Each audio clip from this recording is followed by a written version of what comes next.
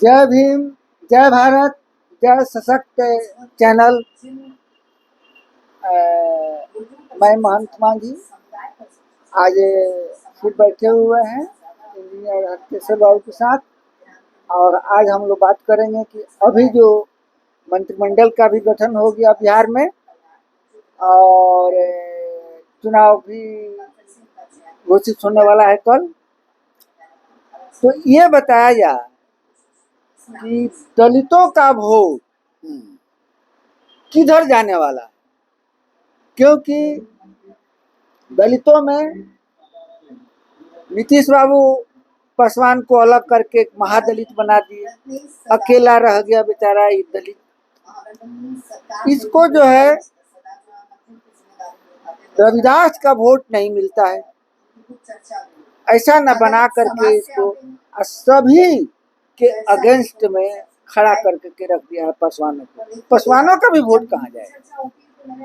देखिए, सबसे बड़ी बात है कि जो शेड्यूल कास्ट का जहाँ तक सवाल है, तो शेड्यूल कास्ट आमतौर पर नीतीश कुमार से नाराज है। ठीक है, उसका वजह भी है, जैसे स्कॉलरशिप मान लिया कि खत्म करना, उसके बाद में फिर आपका ये जो है ना रिजर्वेशन इन प्रमोशन को मान लिया कि खत्म करना, और भी बहुत सा इश्यू पर जो है ना दलित वर्गों के अहित में काम करना।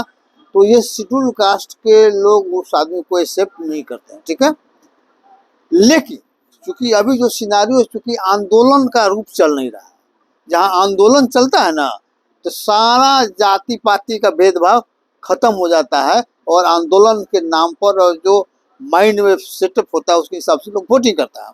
तो जब कुछ नहीं है तो उस परिस्थिति में जाति का भी वोट जाति के नेता के देख के वो होता है, इसमें दो राय नहीं। ठीक है, तो जैसे मान लीजिए कि नीतीश कुमार के साथ मान लीजिए कि वहाँ एनडीए में जिससे मुसहर जाति के लोग हैं, तो इसलिए कि चूंकि उसका नेता जो है सबसे बड़े जीतन राम मांझी हैं, वो एनडीए में है, और एक तरह से पासवानों में सबसे बड़ा लीडर मान लीजिए कि अभी चिराग पासवान का मान लीजिए चल रहा है। ठीक है, इधर कोई लीडर उस तरह का है नहीं।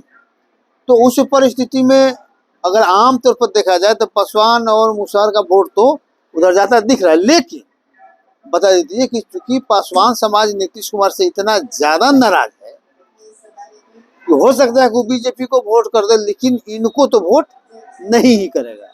ठीक है, दूसरे को कर देगा, उनको वोट नहीं करेगा। इसके अलावा फॉरवर्ड क्लास के लोग भी नीतीश से नाराज, क्योंकि उनका ये मानना है कि ये जो है ना लालू यादव से ज्यादा खतरनाक नीतीश कुमार है। तो हो सकता है कि बीजेपी मैक्सिमम उसका स्ट्राइक रेट हो जाए, इनका स्थिति बहुत खराब होने वाला है। तो हमको लगता है कि ले देके शेड्यूल कास्ट का अगर मान लीजिए उधर वोट जाता भी है लेकिन उनको नहीं मिलेगा, और वहां पर वो है तो वहां महागठबंधन को वोट हमको लगता है कि मिल जाएगा। और उस परिस्थिति में, और जहां तक बात है कि एनडीए से भी जो पढ़े लिखे लोग हैं, जो सैद्धांतिक रूप से हैं, वो बीजेपी के भी खिलाफ, बीजेपी खिलाफ है, वो बीजेपी को वोट नहीं देना चाहते हैं। लेकिन चूंकि पॉलिटिकल सिनारियो मान लें कि इस तरह से मान लीजिए, लेकिन और जो नहीं पढ़े लिखे लोग हैं, जो गांव देहात में जो अधिकतर संख्या उन्हीं की है, तो वे लोग जाति के नाम पर वो चिराग के नाम पर मान जाएंगे। एक बात है, नीतीश बाबू ने दलित और महादलित बना करके शेड्यूल कास्ट को दो भागों में विभाजित कर दिए, और एक तो दलित सिर्फ पासवान रह गया और सब महादलित में सब बच गए। हाँ, ठीक है। अब जहाँ कहीं भी वोट होता है तो देखता है कि पासवानों को, पासवान जाति के लोग देखते हैं कि हमारी जातियों को कहीं भी किसी तरह के सरकारी लाभ से वंचित कर दिया गया है, और अन्य जातियों को, और अन्य जातियां जो सोचती है कि ठीक है कि उनको नहीं मिल रहा है, अब हमको मिल रहा है, नहीं तो सारा आरक्षण का लाभ वही लोग ले रहे थे। ठीक है, तो इसलिए वो लोग जहाँ पासवान जाति के लोग वोट करता है उधर वे लोग वोट नहीं करते। ये देहातों की बात कर रहा हूँ।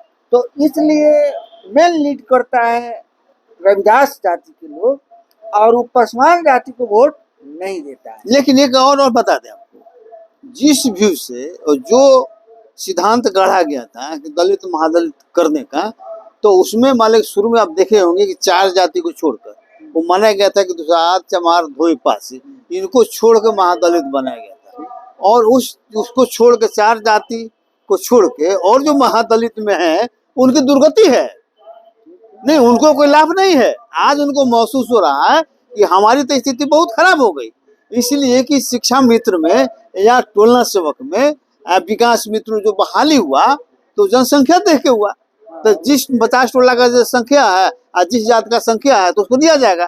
तो उसमें तो वो लोग की संख्या बहुत कम है तो उनको मिला ही नहीं।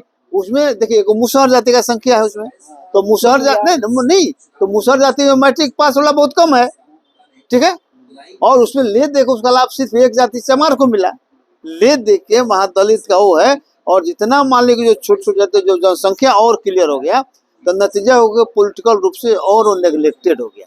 और आज के अब तारीख में देखिए अभी जो मंत्रिमंडल बना है ना, जो अभी जो मंत्रिमंडल बना तो 2 दुसाध बना, 2 चमार बना, 2 मुसहर बना, 1 पासी बना, और जातियां खत्म हो गई इसलिए कि उनकी संख्या बहुत कम है। उनको पॉलिटिकल रूप से कोई पूछ ही नहीं रहा, धोबी को भी कोई नहीं पूछ रहा।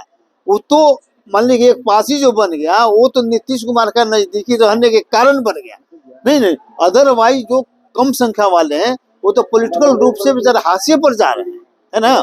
तो इसलिए जो बनाए हैं दलित महादलित उसे ले दे के उस वर्गों के हित में नहीं रहा जिसके लिए उन्होंने बनाया था। हाँ, तो बिहार में हाँ जो मंत्रिमंडल का गठन हो गया है उस हिसाब से देखा जाए तो दलितों का वोट दोनों में जाएगा।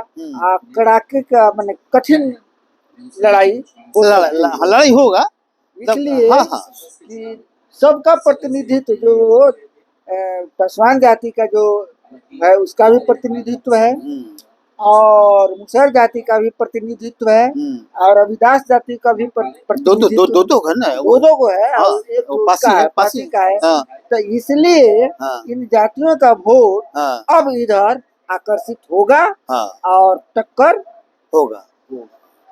ठीक है, जय भीम, जय भारत, जय संविधान।